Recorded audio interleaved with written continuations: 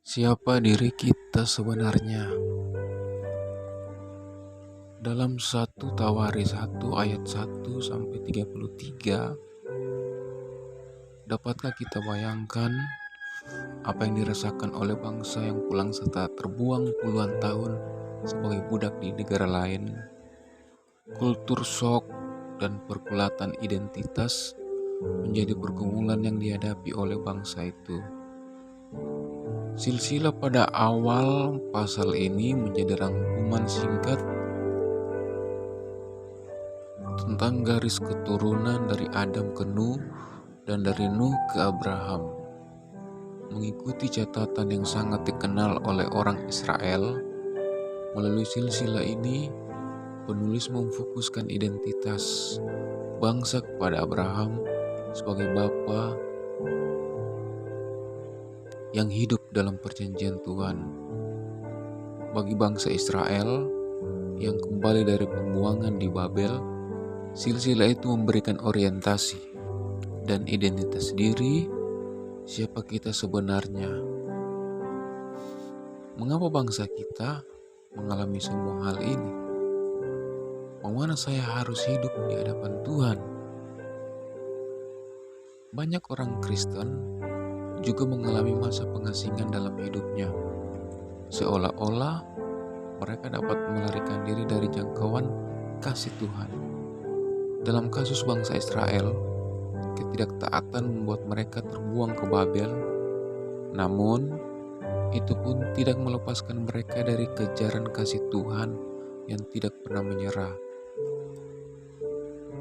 Seperti bangsa Israel yang kembali ke tanah perjanjian, orang Kristen dapat merasakan kembali pelukan anugerah Tuhan setelah mengalami keterasingan dan keterbuangan.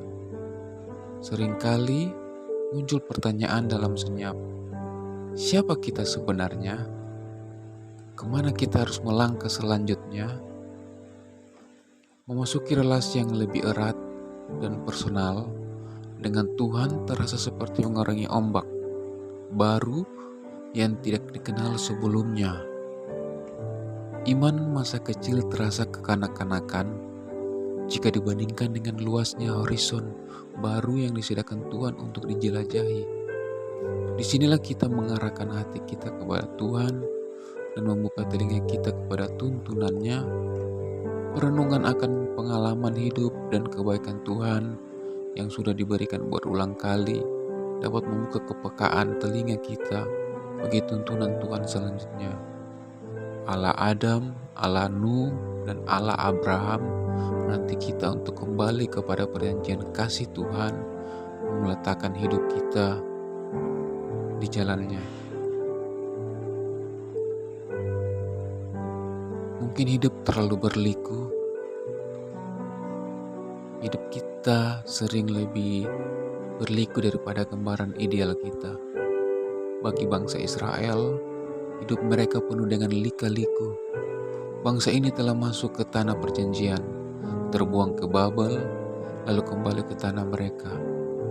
Lantas bagaimana bangsa Israel memaknai sejarah dan hidup dalam tujuan mereka sekarang? Silsilah di dalam kitab ini menunjukkan sejarah Israel, baik yang membanggakan maupun yang tidak membanggakan. Fokus dari sejarah Israel adalah Ishak dan Yakub. Namun bacaan hari ini memerinci keturunan Esau yang mengantar kita kepada raja-raja Edom. Silsilah yang dicatat penulis kitab Tawari dimulai dari Adam. Seperti Adam dan Hawa terlempar keluar dari Taman Eden, bangsa Israel terlempar keluar ke pembuangan Babel. Deretan keturunan yang panjang dari Adam ke Abraham, sehingga Esau dan keturunannya yang akhirnya menjadi bangsa Edom yang besar, menunjukkan bahwa jalan kehidupan kerap lebih berliku daripada yang diinginkan. Kepulangan ke Yerusalem tidak membuat berbagai pertanyaan lantas hilang. Masih berlakukah janji Tuhan yang diberikan sebelum masa pembuangan? Apakah mereka adalah umat Tuhan yang sah? Benarkah Tuhan menyertai mereka dan keturunan mereka?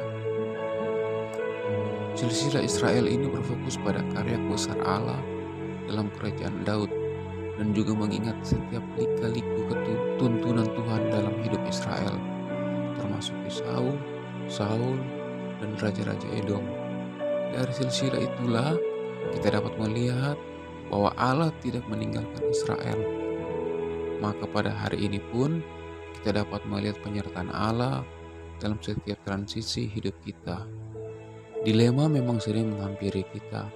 Krisis ekonomi, kehilangan pekerjaan, dan kehilangan orang yang dicintai dapat mendesak kita untuk memeriksa ulang orientasi hidup kita. Memang hidup tak bisa diprediksi dan rencana Tuhan tidak terjadi seketika.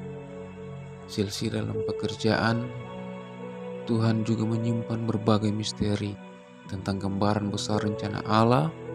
Namun Allah senang jika kita mengarahkan hati kita kepadanya. Biarlah kita meletakkan hidup kita dalam tangan pemeliharaan Tuhan. Amin. Terima kasih Bapa di surga untuk firman-Mu hari ini. Biarlah kami belajar mengetahui siapa diri kami sebenarnya di hadapan Tuhan. Biarlah kami selalu mengandalkan Engkau. Kami tahu bahwa kami adalah anak Allah, anak Raja yang memiliki seluruh bumi ini, sehingga kami tahu kami tidak tinggal sendiri, tapi kami tahu Tuhan bersama kami dimanapun kami berada. Apapun masalah kami, Tuhan di situ hadir bersama kami, memulihkan dan menolong setiap kami yang ada di dalam setiap permasalahan kami. Terpujilah nama-Mu Tuhan. Berterima kasih untuk hari ini. Amin.